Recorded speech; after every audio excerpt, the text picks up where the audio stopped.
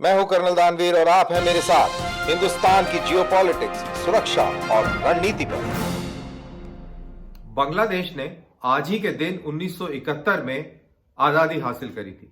16 दिसंबर 1971 में मुक्ति बाहिनी और हिंदुस्तान की फौज ने ढाका पर कब्जा किया था और पाकिस्तान फौज के जनरल नियाजी ने 93,000 सैनिकों के साथ हिंदुस्तान की फौज के सामने लेफ्टिनेंट जनरल जगजीत सिंह अरोड़ा के सामने अपने हथियार जो है जमीन पर रख दिए थे और एक इतिहास का सबसे बड़ा सरेंडर रचा गया था। ये क्या थी कहानी? क्या जरूरत पड़ी बांग्लादेशियों को पाकिस्तान से अलहदा होने की और किस तरीके से पाकिस्तान की फौज ने बांग्लादेश के अंदर 9 महीने तक बर्बरतापूर्ण कार्रवाइयां करी, इसके बारे में आज बात करेंगे। अमूमन आज के दिन लोग बात करते हैं कि किस तरीके से हिंदुस्तान की फौज ने बांग्लादेश को आजादी दिलाई, लेकिन हम उस नॉर्मल बातचीत से हटकर फोकस करेंगे कि क्या मजबूरियां थी बांग्लादेशियों की कि उनको पाकिस्तान से आजादी लेनी पड़ी। याद रहे कि बांग्लादेश पूर्वी पाकिस्तान था और जब हिंदुस्तान का बंटवारा हुआ तो बांग्लादेशी और पाकिस्तानी जो लोग थे, इन लोगों ने एक नए मुल्क का सपना लिया था जिसका नाम पाकिस्तान था और इसकी बुनियाद मजहब पर रखी थी। लेकिन ये मजहब की बुनियाद बहुत जल्दी ही हिलने लगी और लोकल नेशनलिज्म जो है मजहब की बुनियाद को हिलाने लगा और अल्टीमेटली उसने ये जो इमारत थी उसको तोड़ दिया। तो ऐसा क्या हुआ कि बांग्लादेशियों को पाकिस्तानियों से आजादी लेनी पड़ी? आखिरकार बांग्लादेशी भी पाकिस्तानियों के साथ ही तो थे जब 1947 में हिंदुस्तान का बंटवारा हुआ और इन्होंने आजादी हासिल करी। तो फिर दोबारा से आजादी लेने की क्या जरूरत पड़ गई? अब हमें इसको समझने के लिए सबसे इंपॉर्टेंट है कि हम नक्शे को देखें। अगर हम नक्शा देखते हैं तो वेस्ट पाकिस्तान और ईस्ट पाकिस्तान के बीच में हिंदुस्तान है और वेस्ट पाकिस्तान से अगर ईस्ट पाकिस्तान जाना हो पानी के जहाज के जरिए तो कराची से श्रीलंका का चक्कर काट के बे ऑफ बंगाल से होते हुए ही आप चिट्टागोंग बंदरगाह तक पहुंच सकते हैं। इसमें कई दिन लगेंगे। अगर आपको बाई एयर जाना है तो पूरे हिंदुस्तान के ऊपर से गुजरना पड़ेगा या आपको फिर कोलंबो के रास्ते और पूरे हिंदुस्तान का चक्कर लगाकर आपको वहां पहुंचना पड़ेगा। जाहिर सी बात है, इतने हजारों किलोमीटर की दूरी के चलते भाषा भी फर्क है, कल्चर भी फर्क है और यही भाषा और यही कल्चर कारण बना बांग्लादेशियों के ऊपर पाकिस्तानियों का दमन का और बांग्लादेशियों की डिमांड ऑफ इंडिपेंडेंट बांग्लादेश का। पाकिस्तान के अंदर एक इलेक्शन हुए और ये इलेक्शन जो है इसके अंदर अवामी लीग जीत गई। अवामी लीग को सबसे ज्यादा सीटें मिली और डेमोक्रेटिक तरीकों के लिहाज से अगर बात करी जाए तो शेख मुजीबुर रहमान को पाकिस्तान का प्राइम मिनिस्टर बन जाना चाहिए था, लेकिन ऐसा नहीं हुआ क्योंकि भुट्टो साहब जो दूसरी ऑपोजिशन पार्टी के थे उन्होंने इसके ऊपर ऐतराज जताया। उनके हिसाब से ईस्ट पाकिस्तान का बंगाली वेस्ट पाकिस्तान के ऊपर राज नहीं कर सकता था, तो उन्होंने प्रपोजल दिया कि पाकिस्तान के अंदर 2 प्राइम मिनिस्टर होने चाहिए, एक बांग्लादेश यानी कि पूर्वी पाकिस्तान का प्राइम मिनिस्टर होना चाहिए और एक वेस्ट पाकिस्तान का प्राइम मिनिस्टर होना चाहिए। लेकिन ये बातचीत कहीं चली नहीं, कहीं इसके कुछ नतीजे नहीं निकले और इसी बिना पर क्योंकि बंगाली नेशनलिज्म बहुत हावी हो चुका था ईस्ट पाकिस्तान के अंदर, पाकिस्तान की फौज ने और जनरल याया खान जो पाकिस्तान के सरबराह थे उन्होंने ऑपरेशन सर्च लाइट लॉन्च कर दिया। ऑपरेशन सर्च लाइट 25 मार्च 1971 को लॉन्च किया गया, जिसमें उन्होंने जो बंगाली राइटर्स थे, जर्नलिस्ट थे, लॉयर्स थे, डॉक्टर्स थे, प्रोफेसर थे, इंटेलेक्चुअल्स थे, उनको टारगेट किया और उनको कत्ल किया। इनका साथ दिया बिहारी मुसलमानों ने क्योंकि वो उर्दू भाषी लोग थे और उन्होंने पाकिस्तान की सेना का पूरा सहयोग किया। रजाकार बनकर उनके साथ शामिल हुए और उन्होंने काफी सारे जो बांग्लादेशी लिबरेशन और बांग्लादेशी फ्रीडम फाइटर्स थे उनको उनको वो रास्ता दिखाया सर्च लाइट के चलते, और पाकिस्तानी फौज ने उनको मौत के घाट उतार दिया। शेख मुजीबुर रहमान को भी हिरासत में ले लिया गया और इसी तरह वहां पर शुरू हुई एक सिविल वॉर जिसका नतीजा 16 दिसंबर को निकला और बांग्लादेश आजाद हो गया। अब बांग्लादेश एक प्राउड नेशन है, उसकी जो भाषा है बहुत पुरानी भाषा है, बंगाली भाषा, बहुत रिच कल्चर है, बहुत बड़े बड़े लेखक हुए हैं इस भाषा से। रविंद्रनाथ टैगोर, जिसके बारे में हम सब जानते हैं, सबसे बड़े लेखक हैं बंगाली इतिहास के, बंगाली रचना के, और उनको नोबेल प्राइज भी मिला हुआ है। इस प्रकार से बहुत सारे लोग हैं जो इस लैंग्वेज को और इस कल्चर को बहुत रिच बनाते हैं। बंगालीज बाय नेचर बहुत डेमोक्रेटिक लोग हैं, इंटेलेक्चुअल लोग हैं, और राइट्स के प्रति इनकी अवेयरनेस बहुत अधिक है। इनको सप्रेस करना, अब एक दूसरा कल्चर थोपना बहुत मुश्किल है। ये शायद वेस्ट पाकिस्तान के पंजाबी हुक्मरान शायद समझ नहीं पाए। उन्होंने उर्दू को थोपने का प्रयास किया, और जो पाकिस्तानी एलीट था, जो बेसिकली यूपी और दिल्ली से जो गया था पाकिस्तान के अंदर, और बिहार से जो एलीट था, उर्दू स्पीकिंग मुस्लिम एलीट जो बांग्लादेश गया था, इनको ये लगता था कि अगर ये रीजनल भाषाएं और रीजनल कल्चर प्रेडोमिनेंट रहेगा तो पाकिस्तान की स्टेबिलिटी और उसकी जो हकीकत है उसके ऊपर कहीं ना कहीं सवालिया निशान आगे चल के लग सकता है। और इसी के चलते सबसे पहले 1948 के अंदर मोहम्मद अली जिन्ना ने कहा कि पाकिस्तान की ऑफिशियल लैंग्वेज उर्दू होगी, और रीजनल लैंग्वेज जिसको तब से दरकिनार करना शुरू कर दिया। ऐसा करने से बांग्लादेशियों को थ्रेटन फील हुआ, उनको लगा कि हमारा अस्तित्व मिट जाएगा, क्योंकि बांग्लादेशियों की अपनी लैंग्वेज है, अपनी स्क्रिप्ट है, और बहुत भारी और बड़ा बंगाली लिटरेचर का एक इतिहास है। ऑपरेशन सर्चलाइट लॉन्च किया। पाकिस्तान के राष्ट्रपति जनरल याया खान थे, और उन्होंने फौज को आदेश दिया कि ये जो बंगाली नेशनलिज्म जो इतना उभर के आया है बंगाल के अंदर, और उनका मानना था कि इसी नेशनलिज्म की बदौलत ही अवामी लीग ने 167 सीट्स जो है नेशनल असेंबली की वो अर्जित करी 169 में से, और इसी की वजह से इस तरीके की सिचुएशन पैदा हुई। तो उनको सबसे बड़ा जो थ्रेट था वो महसूस हो रहा था बंगाली कल्चर से, बंगाली नेशनलिज्म से, बंगाली लैंग्वेज से। तो उन्होंने फौज को आदेश दिया कि वो ऑपरेशन सर्चलाइट को लॉन्च करे, और पाकिस्तान की जो रिट है, पाकिस्तान गवर्नमेंट की जो पकड़ है बांग्लादेश के ऊपर, पुनः स्थापित करी जाए। तो 25 मार्च को ये ऑपरेशन सर्चलाइट शुरू हुआ, और एक बहुत मैसिव क्रैकडाउन जो है पाकिस्तान की फौज ने बिहारी उर्दू स्पीकिंग मुसलमानों की मदद से बांग्लादेश के अंदर लॉन्च किया। और इसके चलते तकरीबन 10 मिलियन बंगाली लोग बांग्लादेश यानी कि पूर्वी पाकिस्तान को छोड़कर हिंदुस्तान के प्रदेशों में आ गए, यानी कि मेनली असम और बंगाल के अंदर इनकी बहुत बड़ी तादाद आ गई, और एक बहुत बड़ी क्राइसिस सिचुएशन हिंदुस्तान के लिए पैदा हो गई, क्योंकि हिंदुस्तान खुद भी इस समय फूड शॉर्टेज से जूझ रहा था, और खुद की पूर्ति के लिए हिंदुस्तान अमेरिका से अनाज का आयात कर रहा था। और ऐसे स्थिति के अंदर जब इकोनॉमी कमजोर है, एग्रीकल्चर रेवोल्यूशन अभी अच्छी तरह आया नहीं है, अपने पास खुद के पास अपने पेट भरने के लिए अनाज नहीं है, तब ऐसी स्थिति के अंदर 10 मिलियन बांग्लादेशी या पूर्व पाकिस्तानी या बंगाली शरणार्थी हिंदुस्तान में आ गए, और हिंदुस्तान के ऊपर एक बहुत बहुत आर्थिक बोझ खड़ा हो गया, और साथ ही एक social challenge, law and order challenge Hindustan के लिए एकदम बहुत बड़ा बन गया। बिहारी मुसलमान क्योंकि उर्दू भाषी था और वो उर्दू के समर्थन में था, और वो बंगालियों के बंगाली नेशनलिज्म को बिल्कुल पसंद नहीं करता था। इसी के चलते जितने भी बिहारी मुसलमान पूर्वी पाकिस्तान में थे, उन्होंने पाकिस्तानी फौज का समर्थन किया, पाकिस्तानी सरकार का समर्थन किया, और ऑपरेशन सर्चलाइट में जोर शोर से हिस्सा लिया।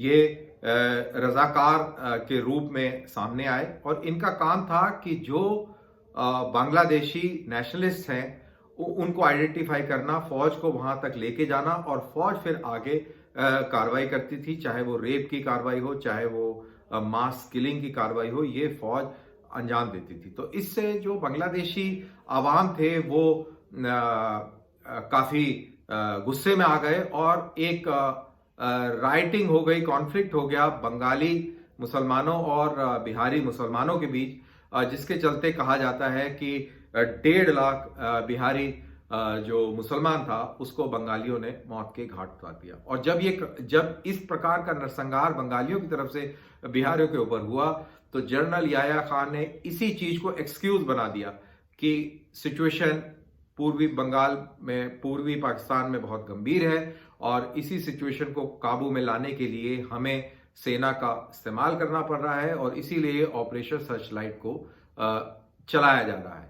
साथ ही साथ उस समय एक बहुत बड़ा साइक्लोन भी आया था और उस साइक्लोन में पाकिस्तानी फौज और पाकिस्तानी जो गवर्नमेंट है उसने इस तरीके से रिलीफ एंड रेस्क्यू ऑपरेशन नहीं किए जैसा एक सरकार को करना चाहिए। तो वहां भी जो बंगाली लोग थे उनको एक सेकंड क्लास सिटीजन टाइप महसूस हुआ। तो वो भी एक बड़ा कारण था इस अपराइजिंग को फ्यूल करने का, जो 25 मार्च से और इनफैक्ट 26 मार्च से जब मुजीबुर रहमान ने आज़ादी की घोषणा करी तब से वो जोर पकड़ गया और उसने तूल पकड़ लिया। तो ये जो कॉन्फ्लिक्ट था ये डेवलप हुआ और डेवलप होते होते इसमें हिंदुस्तान भी शरीक हो गया और फाइनली फिर 3 दिसंबर को जब पाकिस्तान ने हिंदुस्तान के ऊपर हमला कर दिया तो जवाबी कार्रवाई में हिंदुस्तान की सेना को सामने आकर ये पूरा युद्ध लड़ना पड़ा और जिसके चलते 16 दिसंबर 1971 को बांग्लादेश पूरी तरह पाकिस्तान के चंगुल से आजाद हो गया। अब बात अगर पाकिस्तानी कमेंटेटर्स को देखें तो वो अभी भी बहुत इस चीज से, इसके टर्म्स में नहीं आए हैं, वो अभी सदमे से उभरे नहीं है कि ईस्ट पाकिस्तान उनसे अलहदा हो गया है। और जो 2 नेशन थ्योरी जिसके बेसिस पर ये पाकिस्तान बना था कि हिंदू और मुसलमान एक कौम नहीं है, अलग अलग हैं, अलग अलग मुल्क हैं, और जो पाकिस्तान है वो इस्लाम के नाम पर बना था कि इस्लाम जो है वो सारी दूरियां मिटा देता है और ये एक यूनिफाइंग फैक्टर है। उस बेसिस को बहुत बड़ा धक्का लगा था 16 दिसंबर 1971 को। पाकिस्तानी, जैसा मैंने बोला कि आज भी इस सदमे से उभर नहीं पाए हैं। इस हार से सीखने की बजाय वो अभी भी जो इसके जो फंडामेंटल्स थे उनको नकारने की कोशिश करते रहते हैं, उनको दूर करने की, वो पब्लिक से उन चीजों को दूर रखने की कोशिश करते हैं। और एज अ रिजल्ट आप आज भी देख रहे हैं कि किस तरीके से पश्तीन तहफ़्फ़ुज़ मूवमेंट जो है तूल पकड़ता जा रहा है पाकिस्तान के अंदर, बलूचिस्तान फ्रीडम मूवमेंट तूल पकड़ते जा रहा है, सिंधी सब नेशनलिज्म पाकिस्तान के अंदर जोर पकड़ रहा है और पाकिस्तान ऑक्यूपाइड कश्मीर के अंदर भी खास तौर से मुजफ्फराबाद, गिलगिट और बल्तिस्तान के अंदर भी आपको इस तरीके की आवाजें सुनाई जरूर देती होंगी जिसमें वो बात करते हैं कि हमें कश्मीर के साथ जोड़ दिया जाए, हम हिंदुस्तान के साथ जाना चाहते हैं। कि पाकिस्तानी अभी भी 71 के डिबैकल से कुछ सीखने को तैयार नहीं है, इसीलिए उनको एक आइडेंटिटी क्राइसिस है। वो उस चीजों के पीछे भागते हैं जो इल्यूशनरी हैं और जो जमीनी हकीकत से परे हैं और एज अ रिजल्ट पाकिस्तान की सोसाइटी के अंदर बहुत इंटरनल क्लैश है, कंफ्यूज हैं ये लोग, इनकी सेल्फ रिस्पेक्ट भी इसीलिए काफी कम। जैसा कि हमने शुरुआत में बात करी कि पाकिस्तान की सेना ने तकरीबन 30 लाख बंगालियों को मौत के घाट उतार दिया, 4 लाख औरतों के साथ उन्होंने रेप किया और पता नहीं कितनी अनगिनत सेक्स स्लेव्स बना के रखी।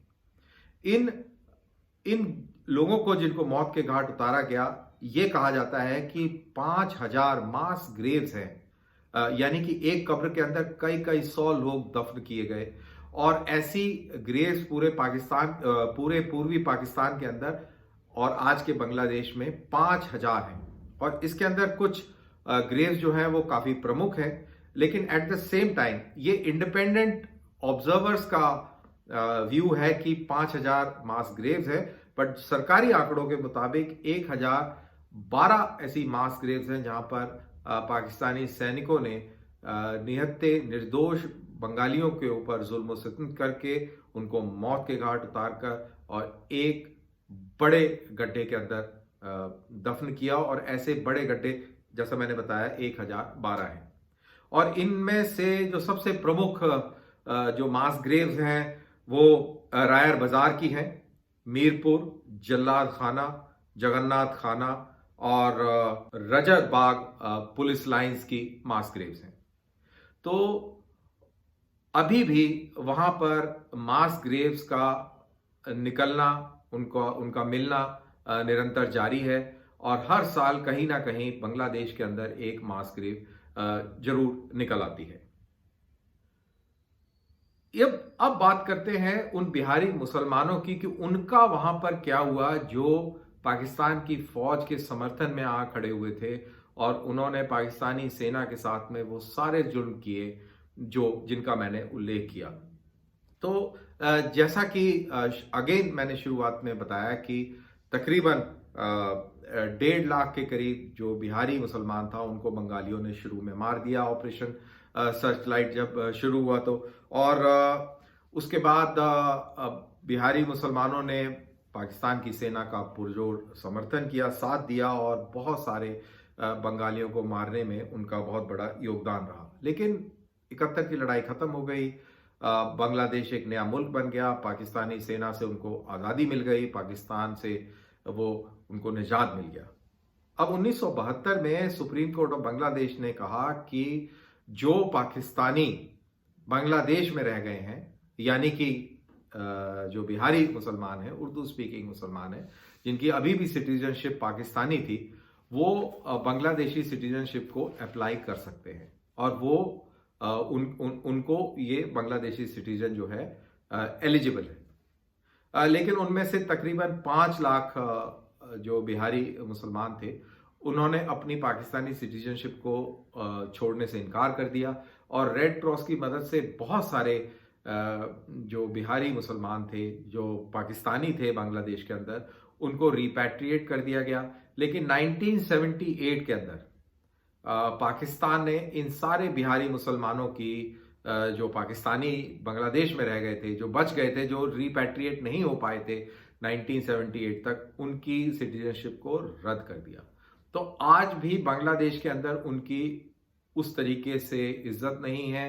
वो अभी भी सेकंड क्लास सिटीजन के तौर पर माने जाते हैं, क्योंकि उनके हिसाब से, बांग्लादेशी के लोगों के हिसाब से, इन्होंने देशद्रोह किया, उन्होंने कत्लेआम, कत्लो गैरत में पाकिस्तानी सेना का हाथ बटाया। तो जाहिर सी बात है एक किस्म की एक एनिमोसिटी है उन लोगों के प्रति। और